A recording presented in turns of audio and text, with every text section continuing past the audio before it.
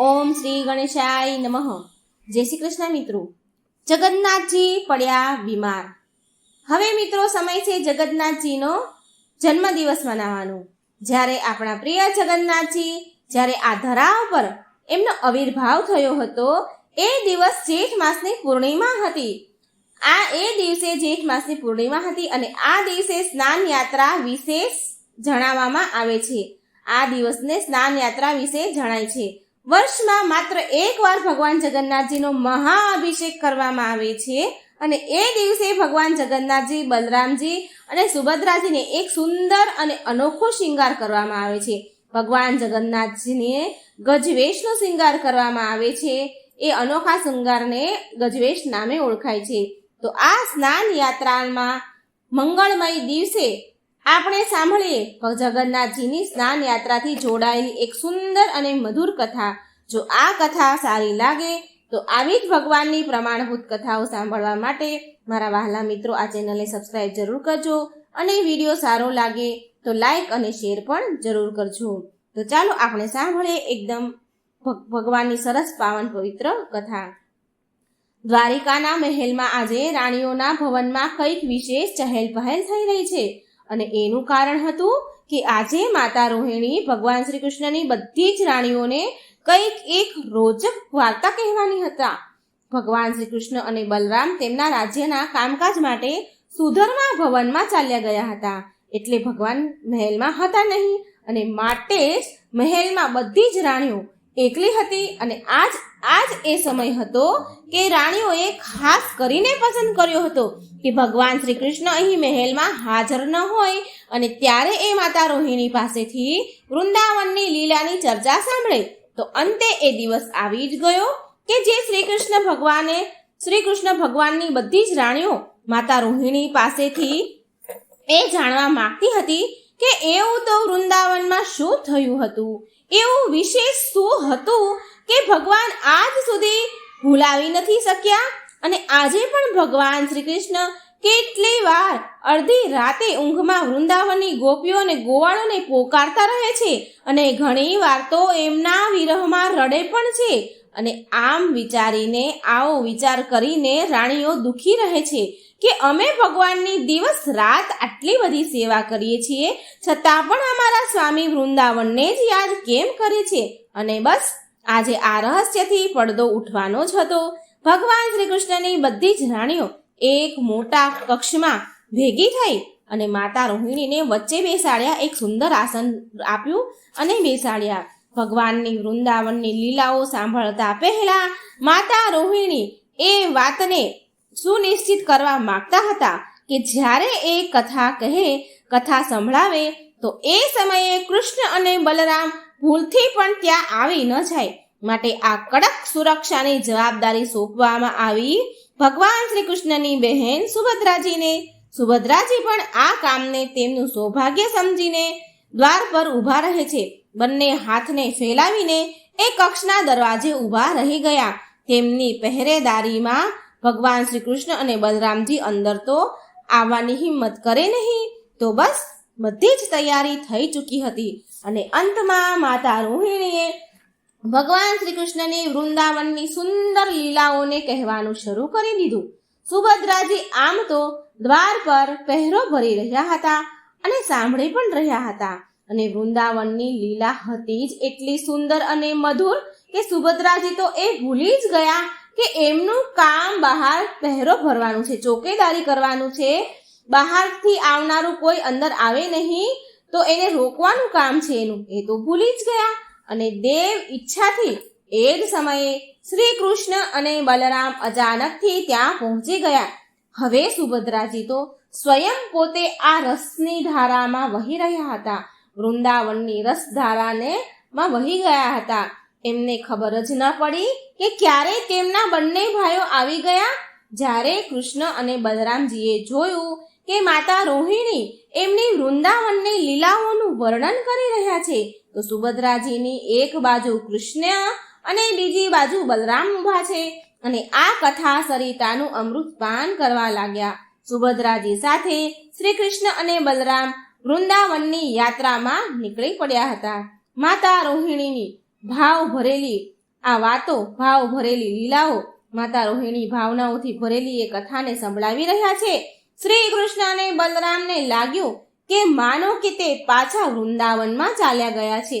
એમની બાળ ચેતના જાગવા લાગી. એ બંનેને વૃંદાવનથી એટલો બધો વધારે વિરહની વેદના થવા લાગી કે એમના શરીરના અંગો શિથિલ પડી ગયા અને શરીરની અંદરની તરફ સંકોચાવા લાગ્યા. એમના નેત્ર આ દૃશ્યને જોવા માટે ફરી વિશાળ મોટા થઈ ગયા અને આ પ્રકારે વૃંદાવનના વિરહમાં આંસુ વહાવતા વહાવતા વૃંદાવનની કથાને સાંભળતા સાંભળતા કૃષ્ણ, બલરામ અને સુભદ્રાજીના સ્વરૂપ કંઈક અલગ જ થઈ ગયા. એમની આંખો મોટી મોટી થઈ ગઈ, હાથ અને પગ અંદરની તરફ સંકોચાઈ ગયા અને સુભદ્રાજી જો કે બંને હાથ ફેલાવીને ઊભા હતા તો એના પણ હાથ અંદરની તરફ ચાલ્યા ગયા અને દેવ ઈચ્છાથી ફરી એકવાર નારદ મુનિ વિહાર કરતા કરતા ત્યાં આવી પહોંચ્યા. હવે ભગવાન શ્રી કૃષ્ણનું આવું મનમોહક રૂપ તેમણે આજ સુધી ક્યારેય જોયું ન હતું. એ વિચારવા લાગ્યા કે અરે, આ એ જ દ્વારિકા નગરી છે અને મારા પ્રભુ પણ આ જ છે, તો આજે અલગ કેમ દેખાઈ રહ્યા છે? અને પછી તેમની નજીક પહોંચ્યા નારદ મુનિ અને જોયું તો તેમને ખબર પડી કે માતા રોહિણી દ્વારા સંભળાવવામાં આવી રહેલી વૃંદાવનની લીલાઓના કારણે આવું સ્વરૂપ અસ્તિત્વમાં આવ્યું છે. જ્યાં સુધી નારદ મુનિ કંઈ સમજી શકે તેટલી વારમાં તો સુભદ્રાજી અને શ્રી કૃષ્ણ બલરામજીએ તેમના અસલ ચેતના સ્વરૂપમાં આવી ગયા. તેમના મૂળ સ્વરૂપ તેમણે ધારણ કરી લીધા. હવે જુઓ, આ તો આપણા પરમ શુદ્ધ ભક્ત નારદજી છે. તેમણે ભગવાનને બહુ પ્રાર્થના કરી અને કહ્યું કે એમના આ દિવ્ય સ્વરૂપના દર્શન સંપૂર્ણ વિશ્વને થવા જોઈએ અને એમના ભક્તની ઈચ્છાને ભગવાન તો ના પાડી ન શકે. માટે એમણે એ જ સ્વરૂપમાં કળિયુગમાં આ ધરતી પર પ્રગટ થયા અને પ્રગટ થવાનો નિર્ણય લીધો. અને આ સ્વરૂપ આપણા પ્રિય જગન્નાથજી, બળદેવ, બલરામજી અને સુભદ્રાજીનું છે. જગન્નાથજીનું આ સ્વરૂપ ના તો અપૂર્ણ છે અને ના તો અમાનનીય છે. અને જે દિવસે આ સ્વરૂપ આ ધરા પર પ્રગટ થયું હતું, એટલે કે જ્યારે ભગવાન શ્રી કૃષ્ણ આ જગન્નાથજીના સ્વરૂપમાં રાજા ઇન્દ્રદ્યુમ્ના સામે પ્રગટ થયા હતા, એ દિવસ એટલે કે સ્નાન યાત્રાનો દિવસ. તે જેઠ માસની પૂનમના દિવસે દરેક વર્ષે આપણે જગન્નાથજીના આવિર્ભાવનો દિવસ એટલે કે સ્નાન યાત્રાનો દિવસ મનાવીએ છીએ.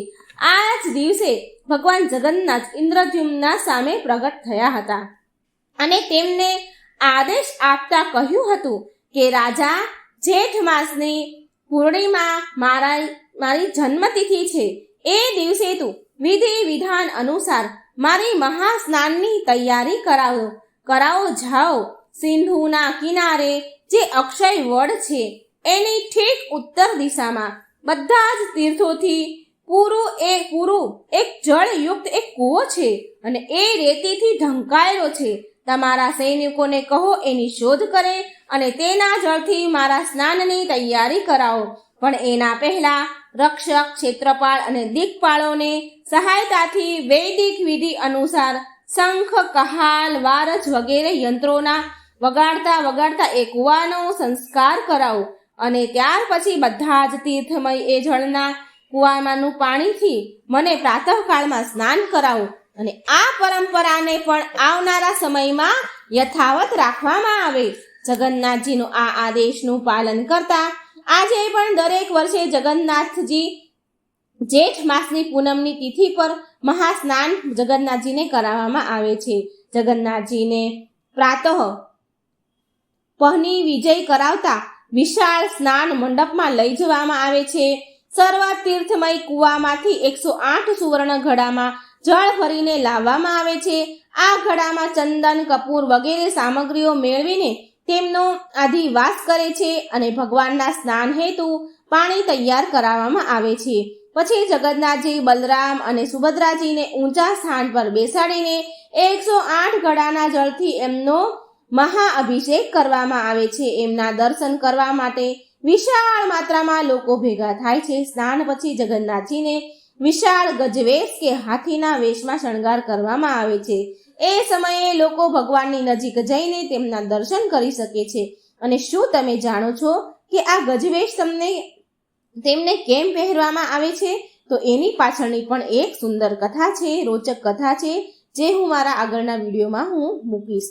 મહાસ્નાન પછી ગજવેશ ધારણ કર્યા પછી બલરામ, સુભદ્રાજી અને જગન્નાથજીને સ્વાદિષ્ટ ભોગ અર્પણ કરવામાં આવે છે. અને બસ આટલું સ્નાન કર્યા બાદ આટલું ભારે માત્રામાં ભોજન જમ્યા પછી જગન્નાથજી 15 દિવસ માટે બીમાર પડી જાય છે. અને એ સમયે એમની પત્ની માં લક્ષ્મી દેવી તેમની સાથે રહે છે. 15 દિવસના આ કાર્યકાળને અનાવસ કહેવાય છે, જેમાં જગન્નાથજી બીમાર થતા હોય છે. જગન્નાથજીને બીમારીમાંથી ઠીક કરવા માટે, બીમારીમાંથી બહાર લાવવા માટે કડવી દવાઓ અને એટલે કે કાઢાઓ પીવડાવવામાં આવે છે. અને પછી જેવા જ ભગવાન સાજા થઈને બહાર આવે છે ત્યારે ભગવાનને ઈચ્છા થાય છે નગર ભ્રમણ કરવાની, કેમ કે આટલા દિવસથી ઘરમાં હતા તો થોડું બહાર ફરવાનું મન પણ થાય ને. તો બસ જ્યારે એ બહાર નગર ચર્ચા જોવા માટે જાય છે એ જ દિવસને રથયાત્રાનો દિવસ કહેવાય છે, જે આજથી 15 દિવસ પછી આવશે. જો આપ જગન્નાથપુરી જઈને દર્શન કરી શકો તો જરૂર આ સ્નાન યાત્રાના દર્શન કરવા જોઈએ. અને જો ન થઈ શકે તો આપણી આસપાસ ઇસ્કોન મંદિરમાં પણ આ જગન્નાથજીની મહાસ્નાન યાત્રા કરવામાં આવે છે. જગન્નાથજીને ગજવેશ પહેરાવવામાં આવે છે. તો મિત્રો, આ હતી ભગવાન જગન્નાથજીના બીમાર પડવાની કથા, સ્નાન યાત્રાની કથા.